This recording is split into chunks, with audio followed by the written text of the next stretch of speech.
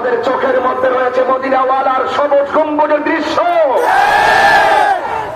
আপনারা সবাই ঐক্যবদ্ধ থাকবেন এবং সময়ের প্রেক্ষাপটে আহলুস সুন্নাত ওয়াল জামাতের অনুভূতিকে রন্ধ্রে রন্ধ্রে প্রতিষ্ঠা করার জন্য এখনই আমাদের সকলকে ভিশন এবং মিশন তৈরি করে ওই দেশের বিরুদ্ধে যারা ষড়যন্ত্র করবে, ধর্মের বিরুদ্ধে যারা ষড়যন্ত্র করবে, ধর্মকে ব্যবহার করে যারা অধর্মের চর্চা করবে, যারা ঘৃণা ছড়াবে, যারা উগ্রতা ছড়াবে, তাদেরকে প্রতিহত করে আমাদেরকে শান্তির লক্ষ্যে কাজ করতে হবে। ঠিক কিনা বলেন?